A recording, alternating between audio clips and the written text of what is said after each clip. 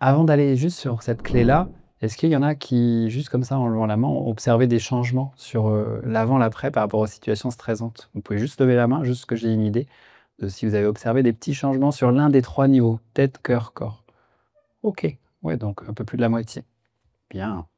Eh ben, c'est bien parce que vous pouvez aussi voir ce que ça peut faire pour vos enfants en le faisant, si vous l'avez ressenti pour vous. Donc, Daniel Siegel, qui est neuroscientifique, qui dit que l'écoute empathique aide l'enfant à développer les sécurités émotionnelles, renforce l'attachement et favorise la régulation de ses émotions. Alors, quand est-ce qu'intervient cette partie? Vous, c'est le matin, il n'y a pas forcément beaucoup de temps pour parler. Donc, c'est plutôt, je l'ai mis dans la partie après-midi, retour d'école. Les 4 premières clés, c'est avant de partir. Là, c'est bon, ils sont à l'école. Ils ont vécu leur journée. Ils rentrent et il y a beaucoup de choses. Il y a beaucoup d'émotions, il y a beaucoup de choses à dire.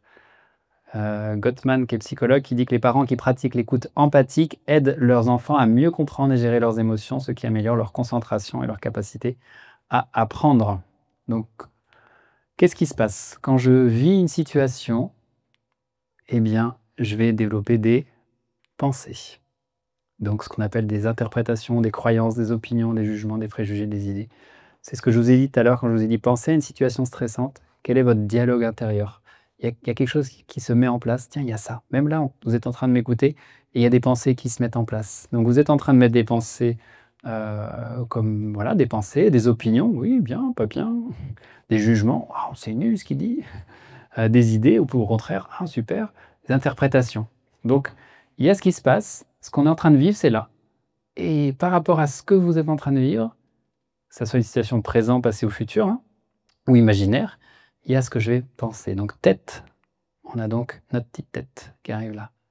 Ensuite, qu'est-ce qui se passe? Ça descend au niveau du cœur. Donc là, ce que je ressens, il va y avoir des émotions agréables ou des émotions moins agréables qui vont être ressenties par rapport à une situation. Donc peut-être certains, tout à l'heure, vous avez ressenti des choses ici. Voilà, au niveau agréable ou désagréable. Ensuite, ça va donc générer ça, entraîner ici un comportement, c'est-à-dire ce que je vais faire de cette émotion. Et ce que je vais faire, soit un comportement approprié ou inapproprié, ça veut dire, peut-être que si, là je me dis: «On va à l'école, il y a ça, il y a une évaluation, j'ai pas révisé, nanana», ça me génère plutôt la culpabilité, je m'en veux ou voilà, de l'agacement, je vais générer un comportement. Peut-être que je vais aller regarder un petit peu sur la voisine ce qu'elle fait, ça va peut-être m'aider un petit peu. Mais ça, c'est ce qui va se passer dans le corps. Il va y avoir un comportement qui va se mettre en place et ça va entraîner, forcément des résultats avec des conséquences positives ou des conséquences, voilà, négatives. Vous connaissez ces petits tampons, hein, les enseignants? Ensuite, donc ça, c'est pour comprendre comment fonctionne la pensée, les émotions, le corps, tête, cœur, corps, comment ça descend au niveau des étages.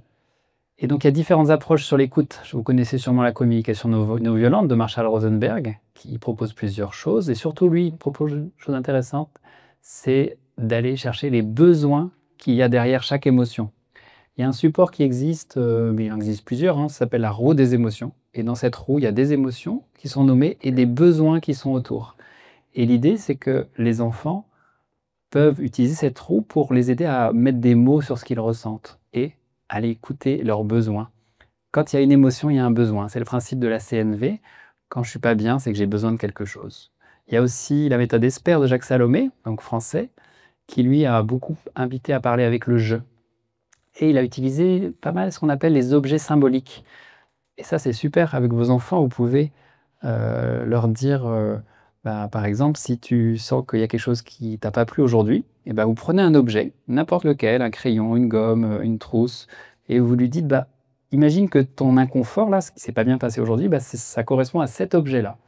Et du coup, il choisit un objet qui va, sur le moment, matérialiser comme étant sa situation stressante. Et ça va le rendre plus disponible pour faire ses devoirs, peut-être, pour apprendre. Et peut-être qu'on y reviendra sur cet objet en fin de prendre un temps pour dire: «OK, est-ce que tu peux m'en dire un peu plus?» Mais des fois, on n'a pas le temps. Ça va vite, il y a tellement de choses à faire, il faut préparer le repas et cetera. Donc on peut lui dire: «Tiens, prends un objet et comment tu pourrais, matérialiser ta situation stressante?» On a aussi une approche qui s'appelle la maïeusthésie de Thierry Tournebise, qui lui propose de vraiment faire une écoute, une connexion profonde avec la personne en résonance émotionnelle. Donc là, c'est vraiment se mettre, en empathie émotionnelle avec la personne Et il y a aussi l'écoute active de Carl Rogers, où lui il propose de parler avec, voilà, pareil, de l'empathie, accueil chaleureux. Et ça, c'est des grands, on va dire, les grands de notre siècle sur des approches sur l'écoute. Alors, moi, ce que j'ai observé, c'est que des enfants peuvent dire: «Bah, un camarade m'a promis de travailler avec moi et puis, en fait, il s'est mis avec quelqu'un d'autre». Voilà, donc qu'est-ce que je vais ressentir? Bah, de la colère, probablement, et puis alors il y a des petites blessures qui arrivent ici, vous allez voir pourquoi. Ça peut m'amener un sentiment de trahison. Mais promis de travailler avec lui et en fait, il l'a pas fait. Alors voilà, sentiment d'avoir été trahi, manipulé, contrôlé. Personne ne veut jouer avec moi aujourd'hui. Bon, ça arrive aussi, hein. Donc j'ai la peur de me retrouver, voilà, peur de me retrouver seul et du coup, je me sens rejeté. Sentiment d'être inexistant, pas reconnu, pas à sa place. J'ai eu peur d'être tout seul dans la cour et personne ne m'a aidé. Donc là, il s'est senti plutôt triste et abandonné. Et puis du coup, il s'est pas senti soutenu. Ou alors j'ai eu un 0 en dictée, tout le monde l'a vu et j'ai trop honte. Donc c'est le sentiment de honte et d'humiliation derrière. Donc c'est ce qu'on appelle la blessure d'humiliation, sentiment d'être abaissé, ridiculisé, honteux. J'ai été puni alors que ça n'était pas moi, et la fameuse sentiment d'indifférence et d'injustice. Donc ces blessures-là, trahison, rejet, abandon, injustice, ça commence par T-R-A-H-I. Ça correspond au mot trahi, pour retenir. Ça vient de Lise Bourbeau, qui est une psychologue américaine qui a, voilà, fait le tour du monde avec son approche sur les blessures. Quand un enfant vient avec une situation, il vient avec une émotion, mais surtout, il réactive une blessure. On aurait plus de sensibilité à certaines blessures selon notre histoire, nos blessures passées aussi. Donc ça peut vous parler pour vos enfants, mais ça peut vous parler pour vous aussi. Dans mon travail, j'ai un collègue, ça, ah, c'est injuste. Ça peut nous parler toute notre vie, ces blessures-là. Et donc, qu'est-ce qu'on fait avec ça? Alors, ce qui me paraît important, c'est de prendre la mesure de l'intensité de l'impact. Et ben, ce sont ces petites phrases-là. C'est tout simple, mais ça fait tellement du bien. Prendre la mesure de l'intensité de l'impact. Waouh, ça a dû te faire tout drôle ce qui s'est passé. C'est comme si ton cœur avait reçu un coup, non? J'ai l'impression que c'était vraiment fort pour toi. Tu t'attendais pas à ça et ça t'a bousculé, hein, c'est ça? C'est normal que ça t'ait touché comme ça. C'est beaucoup pour un seul cœur.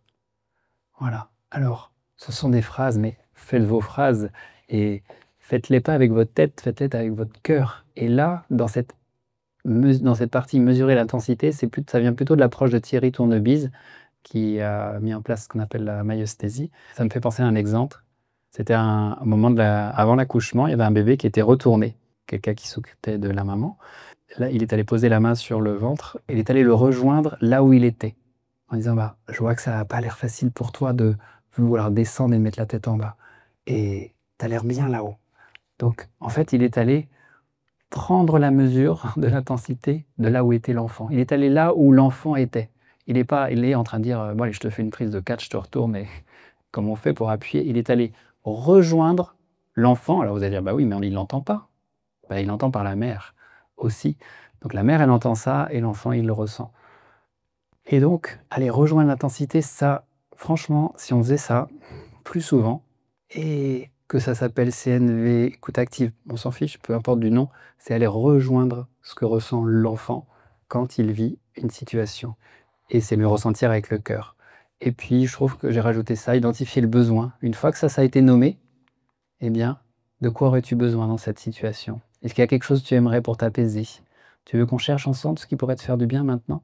Est-ce que tu aimerais un câlin, un moment tranquille ou autre chose? Tu préférerais parler, dessiner ou juste rester là sans rien dire? Qu'est-ce qui t'aiderait à te sentir comprise, soutenue?